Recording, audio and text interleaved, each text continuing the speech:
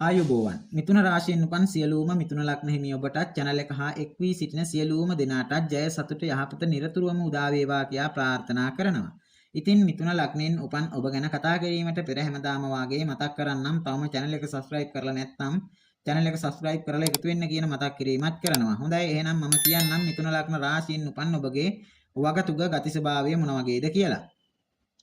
සාමාන්‍යයෙන් මේ අයගේ රූප ස්වභාවය ගැන කියනෝ නම් උස්සූ සම්පූර්ණව වැටුණු ශරීරයක් හිමි දික් වූ අතපය ඇති ලස්සන දේහ විලාසයක් ඇති අය ලෙස මේ මිථුන ලග්න හිමි ඔබ ගැන සඳහන් කරන්න පුළුවන්. මේ අය බොහෝ විට ප්‍රමාණයටත් වඩා උස් වෙනවා. තාලයකට ගමන් කරනවා, ඊටාම පැහැදිලි ලෙස වචන කතා කරනවා. ඒ වගේම තමයි මේ අයගේ ගති ගුණ අතින් බැලුව විට විශේෂයෙන්ම මේ මිථුන ලග්න රාශිය නර රාශියක් වීම හේතුවෙන් මිථුන ලග්න රාශියෙන් උපන් අය මනුෂ්‍ය ජීවිතය ගැන මනා ලෙස අවබෝධයක් ඇතිව කටයුතු කරන අය ලෙස සඳහන් කරන්න පුළුවන්. මානුෂික ගතිය, අනුකම්පා සහගත ස්වභාවය වගේම ඒ වෙලාවට උවමනා කරන ආකාරයට එහෙමත් නැතිනම් ඔබිනයුරින් කටයුතු කිරීමට මේ අයට හොඳ දක්ෂ ඥානයක් එහෙමත් නැත්නම් නුවණක් තියෙනවා කියලා කියන්න පුළුවන්. මේ අය කතා කිරීමට ගියාම සෑම දෙයක්ම දන්නා අය ලෙස පෙන්වීමට හැඟවීමට නිතරම වග බලා ගැනීමට කැමැත්තක් දක්වනවා. නිතරම මේ අය තම අදහස් වෙනස් කරන ස්වභාවයක් පවතිනවා. මේ හේතුව නිසා පටන්ගත් ඕනෑම දෙයක් මුලින් හිතාගත් අයුරින් අවසන් කිරීමට හැකියාවක් ලැබෙන්නේ නැහැ. බුධ ග්‍රහයා මේ අයගේ කේන්ද්‍රයේ බලවත් ලෙස යහපත් තැනක පිහිටියහොත් දක්ෂ කතිකයෙක් වීමට පුළුවන්. ඒ වගේම එහෙමත් නැත්නම් හොඳ කවිකාරයෙක් හෝ සංගීතඥයෙක් වීමට හැකියාව ලැබෙනවා. රැකියා මාර්ග දෙකක් හෝ ඊට වැඩි ප්‍රමාණයක් කිරීමට පුළුවන්. එකක් කරන ගමන් තවත් දෙයක් ගැන නිතරම සිතන ගතියක් පවතිනවා. මේ ලග්න හිමි පිරිමි අය ස්ත්‍රී පක්ෂය නිසා ධනය හානි කර ගැනීමට ලක් වෙනවා.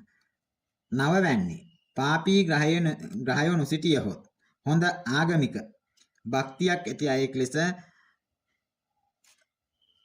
කියන්න පුළුවන්. මේ අය ගැන ඒ වගේම තවත් මේ අය ගැන කතා කරනවා නම් කියන්න පුළුවන් වැඩි වශයෙන් ඇවිදීමට ප්‍රියවන අතර යම් වැඩක නියැලෙමින් සිටිනවා නම් එම වැඩේ දක්ෂ ලෙස නිමා කිරීමත් මේ අයගේ තවත් ගතියක් ලෙස සඳහන් කරන්න පුළුවන්.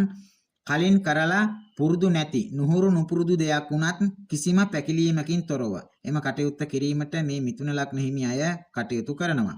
මේ අයගේ දුර්වලකම් ලෙස කියන්න පුළුවන්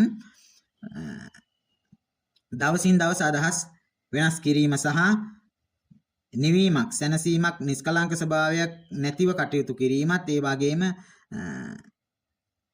තවත් කියන්න පුළුවන් පටන්ගත් වැඩක් අවසන් වීමට පෙර අතහැර දැමීම දුර්වලකමක් ලෙස මේ අයගේ සඳහන් කරන්න පුළුවන්. මේ අයට පහසුවෙන් වැළඳෙන රෝගාබාධ ලෙස හඳුන්වන්න පුළුවන්. පෙනහැල්ලේ රෝග, නියුමෝනියාව, ඇදුම, සෙම් රෝග සහ පපුවාශ්‍රිත රෝග මෙන්ම ශරීරයේ බාහුවල හටගන්නා කැක්කුම් වාත රෝග ඊටාම පහසුවෙන් මේ අයට වැළඳීම සිද්ධ වෙනවා. මොවුන්ට ලා නිල් පැහැති මැණික් ගල් පැළඳීම සුදුසු වෙනවයි කියලා සඳහන් කරන ගමන් නැවත කටක ලග්න රාශියෙන් උපන් අය ගැන තොරතුරු අරගෙන හමු වෙනතුරු සියලුම දෙනාට ජය ප්‍රාර්ථනා කරනවා. තෙරුවන් සරණයි.